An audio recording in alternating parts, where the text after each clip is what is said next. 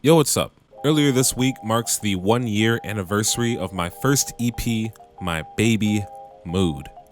Today's going to be a bit of a different video, kind of like a Praxi podcast if you want to think of it that way. I just wanted to talk about the creation of the EP, the artwork, beat selection, lyrics, and how I feel about the project now. I'm also going to answer the questions you guys left on my community post throughout the video. If you want to hear the project in its entirety, it's out on all streaming platforms, and I'll have a playlist in the description if you want to hear it on YouTube as well. And yes, it is finally on SoundCloud. I'm sorry for the wait. This is going to be a long video, so sit back, get a snack, and let me tell you about Mood. So yeah, this is Mood. A 6-song EP about me, my personal life, and how I was feeling at the moment. And a couple of bars here and there. I mixed, mastered, and engineered the whole thing and produced half of the songs. The other tracks were produced by the extremely talented Chu, Cody, and BSTERTHEGAWD. I tried to mix up the styles of the beats throughout the project. I had some hard trap beats, some chill plug style beats, whatever the hell Sticks and Stones is, and some dummy slappers like Astonishing. Fun fact, the entire project and runtime is exactly 15 minutes and 15 seconds. I didn't plan for that to happen, it just kinda did. The cover art is a photograph of me, yes, that is me on the cover, and it was taken by my super talented friend, Frank Anthony. Frankie and I actually went to high school together, and we kept in touch over the years because he also works on music with his photography. I hit him up after I finished the EP, and I told him, bro, I need you to shoot the cover. He was all for it. We went to the beach, took some photos, and the strongest photo became my album cover. One of my favorite things about this photo is the color of the sky. One thing I love about Florida is that you get some gorgeous sunsets, and taking pictures of the sky just became one of my favorite pastimes. The sky is never the same twice, so I'd like to capture those moments. Once we got the photos, I sent over the pictures to Dude Clay to do the border, text, and textures because I'm a huge fan of his visual effects work. He's also a crazy good rapper and a crazy good producer. Bruh, he's just good at everything. The text on the side is in Japanese. At the time, I was listening to a lot of old Japanese city pop, and I really liked the look and aesthetic of those album covers, so I wanted to pay homage with that. Here are some rough drafts of the album covers for Mood. I started writing Mood in late 2018. At the time, I didn't have much personal music out. The only songs that I had that wasn't related to any how-tos was Pico de Gallo and my verses for a few of Lex Bratcher's songs. I definitely wanted to make my own album one day, but I just felt like I wasn't ready to do that yet. I needed more practice vocally and production-wise, and I didn't have much inspiration to write personally. But as the year went on, I did kind of notice a change in my character. I noticed my temper was shorter than usual, and I had a lot less patience for just little things. I guess I was adjusting to the attention I received online and how some people in my personal life acted around me. I'm not trying to be on here like, oh, woe is me, my life is so hard, I'm suffering from success. It really wasn't that bad, but it was just something that I picked up on. But yeah, having those feelings in my mind did inspire me to write. But the idea for Mood didn't begin until I heard the beats for The Beginning. This was the first track I made when I was creating Mood. I heard this beat when I was watching a Kyle Beats beat contest video, and this was the beat that won the contest. And it was just exactly what I was looking for. It hit hard, it had a unique rhythm, it set the tone instantly. I heard this beat and said to myself, yo, this is the intro. Chu actually didn't even know I rapped on the beat until I teased it in a how-to video. But he was hyped about it when it released, so that was pretty cool. I wrote the first verse for this song back in December of 2018, but it took me months to find inspiration to make the second verse. Some people ask me how do I keep up with the project and stay inspired while working on it, and to be honest, you just gotta remember to take breaks. If you're not feeling it, don't force yourself, because you're just gonna make stuff you don't like. Just remember to write down those small sparks of inspiration when you get them. There's a few standout bars in this song, like the intro, which is a reference to Batman Beyond. Terry McGinnis is the Batman in the Batman Beyond series, so I go beyond like Batman. I also like this bar right here. I've seen a couple of people, they bite on my lyrics reciting my songs. It was a bit weird seeing other people use my lyrics for their songs. And let me preface this by saying, no, there's no major rapper that's been using my lyrics or anything like that. It was just some people on SoundCloud trying to impress their friends and whatever, people practicing. But it was still weird for me to see. But you know what? That's exactly what I get for making the type of videos I make. The last bar that I really liked was the calling me Thanos the way that I'm snapping. Get it? Thanos, snap. Cool. I actually still have the draft of the original hook for this song, and oh my god, it is so bad. I'm so glad I didn't go with it. I don't mind keeping it modest. I'm on a roll, I can stop it. Don't talk to me about profit. Hey, please keep your hand on my pocket. But overall, I love how the song came out. It's a strong start to the project, and it's got this hot-headed, chip on my shoulder energy. The only gripes I really have with this track is my enunciation. I tend to mumble and slur some words together in a few parts, and that's on me and my own laziness that I left those takes in. I should have just recorded another take. Hide and Seek was kinda made to be the complete opposite of the beginning. I wanted to rap on something chiller and a more simpler beat, kind of inspired by Pierre Bourne. This beat is literally one sample and one drum pattern. That is it. I kept it simple, because sometimes that's all you need. This track really stemmed from a lot of the frustration I had with people on the internet. Not really from like a specific person or anything, but just like the vocal minority of people that annoyed me at the time. And the hook really addresses the mood I was in. It's not hard to do what I do. I'm just saying you can't be me. I'm gonna keep you on your toes and I'm gonna keep you guessing, like a hard-ass game of hide and seek. I really like how my verses came out in the song. My vocal performance was good, the bars were good, the flows were good, and I really like this bar right here. Don't you ever hit me up if you was gone when I was down, you ain't care about me then and I don't care about you now. I'm a really big fan of parallel structure in my rhymes, and I just think the whole up, down, and then, now just fit perfectly. And I like this bar right here. I'm playing chess, they playing checkers, trying to peep all my moves. I'm just saying, be original. You know, what worked for me is probably not gonna work for you. The game is different. And in the second verse, I got a couple of gems. I'm getting the clout I couldn't before. The niggas are greener than Dende. At the time, I was getting a little bit of clout and, you know, made some people envious. Green with envy, more green than Dende from Dragon Ball Z.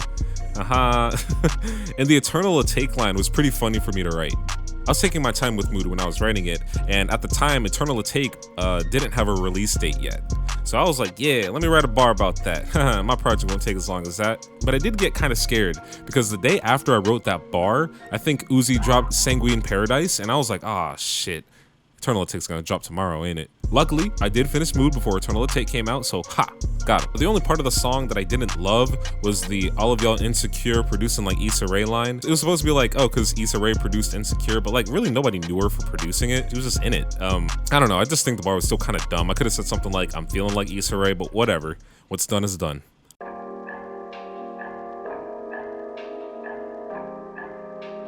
This was actually the last track I made on the project, and to be honest, Sticks and Stones wasn't even supposed to be on Mood. I made this track originally for a sponsored video promoting that one MIDI chord pack. You know, the one that everyone memed because of the ads? Oh, if you don't know anything about chord progressions, this is perfect. I'm not gonna lie, those memes are pretty funny. But yeah, the song was made pretty spontaneously, and I finished the whole track within a few days. I'm not gonna talk too much about the beat because I have a whole video dedicated to this song, so if you're interested in that, you can check that out right here. But yeah, as you can see, your boy was in his feels on this one. I remember a lot of people asking me, damn, bruh, who hurt you? Honestly, everyone. I'm just playing. This song isn't really about a singular person or anything. It's more of like a culmination of different events with different people throughout my life. And this song isn't necessarily about a romantic relationship. This could be about a fallout between friends, family, any type of loved one. It's really up to you to decide. And the feedback for this track was incredible. Easily my most streamed song, and I appreciate every listen. My main problem with this song is probably my use of autotune. I was still pretty inexperienced with it when I made it, and if I could go back, I'd probably use a different autotune plugin like Waves Tune Realtime. It probably would have sounded better. Mode, the title track. Probably the hardest song for me to finish. The beat was something that I was sitting on since early 2018, and it was a beat that I passed on to a few other rappers to see if they wanted it, but nobody really seemed to like it. So I was like, fine, I'll rap on my own beat. The overall topic of this track was just me detailing part of my upbringing and me finally seeing the fruits of my labor when it comes to making music. I have a line in the song where I said my first paycheck was in the decimals, and that is a true statement.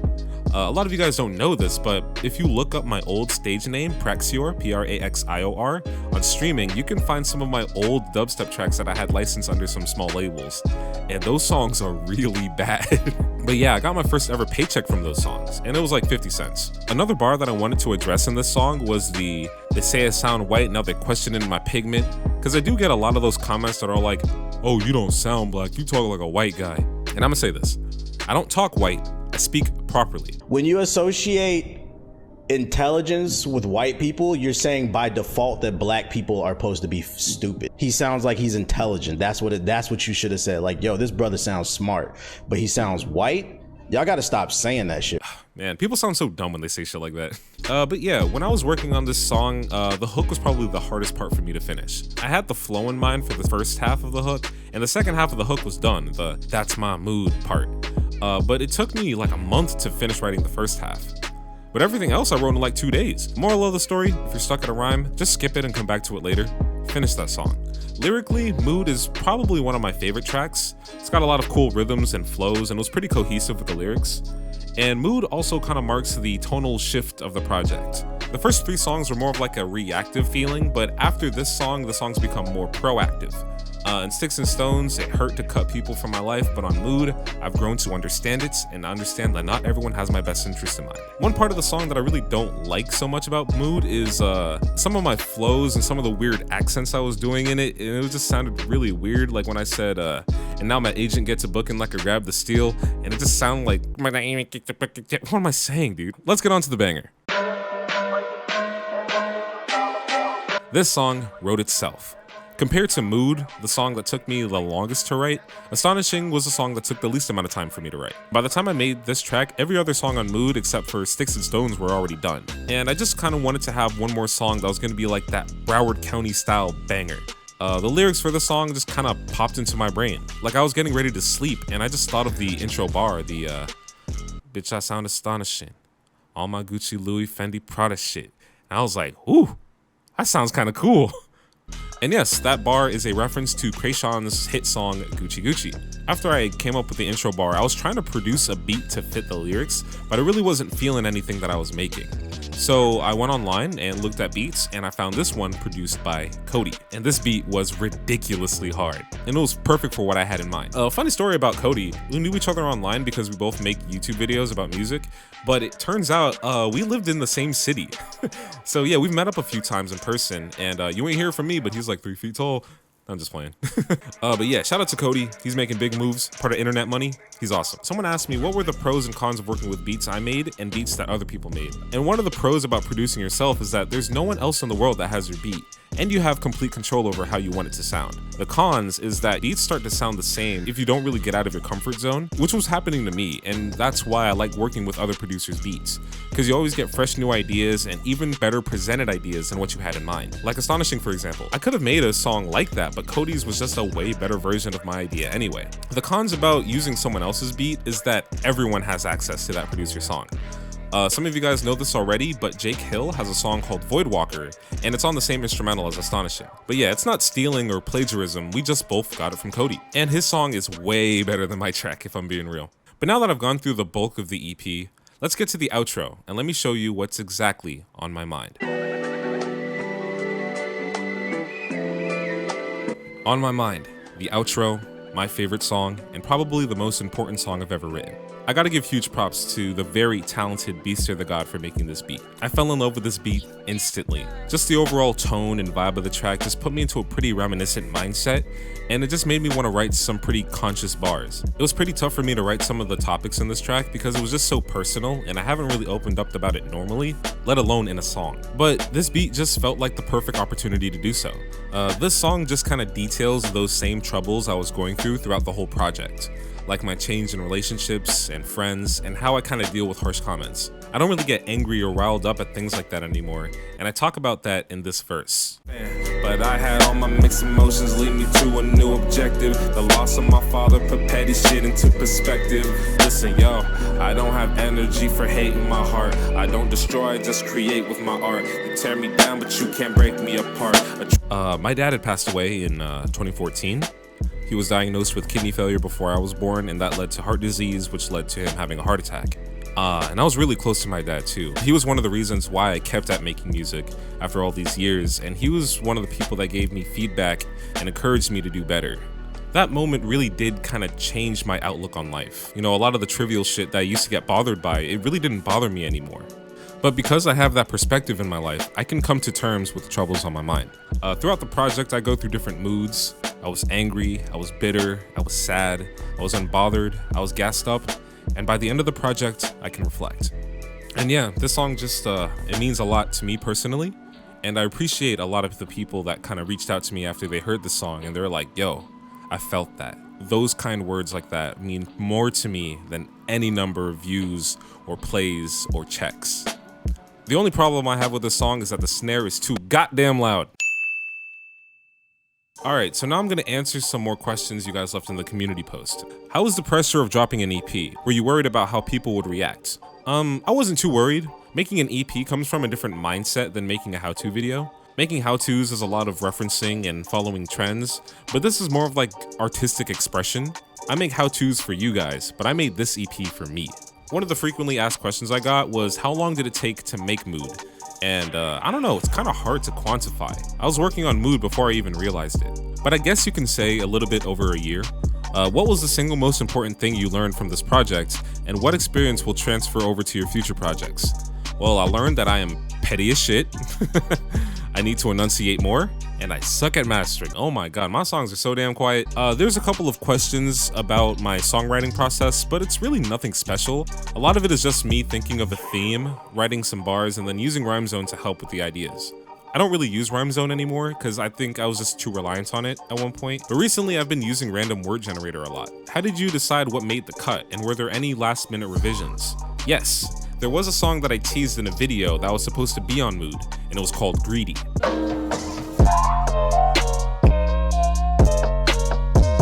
I cut the song and replaced it with Astonishing because the songs kind of serve the same purpose in the project. It's just that Astonishing sounded way better. I did write lyrics for Greedy, but I recycled them recently and used them in my Tokyo Drift freestyle, so I don't know if the song will ever come out. Maybe in the future, I don't know. What do people in your life outside of the internet think about your EP? A lot of them really liked it. I had a few friends reach out to me and give me congrats, and I appreciate all of that. I hung out with one of my boys after I dropped the EP, and he gave me a really big hug and told me, hey bro, I just listened to your EP, and I felt that last song. And moments like that is why I made Mood. And last but not least, am I working on a follow-up? Yes and no. Right now, I'm not sitting on any music. I have maybe like 1 or 2 songs that I'm sitting on, but not an album worth. But I do have plans of making another EP or maybe even an album in the future. Personally, I don't really like long albums. I like my albums short and concise, you know, cut the fat. So if I do make an album, it's gonna be pretty short, maybe like 10 songs at most. I also wanna work on like a collaborative project soon. Maybe with like a bunch of features. That might be fun. But yeah, that's how I made Mood. Thank you so much for watching. I know this video is very long, but I hope you enjoyed and learned something from my journey creating Mood. I am planning on making kind of like a podcast type thing, so if you like this, let me know, and we can make some more real talks in the future. My name is Praxi. I'll see you in the next one. Peace.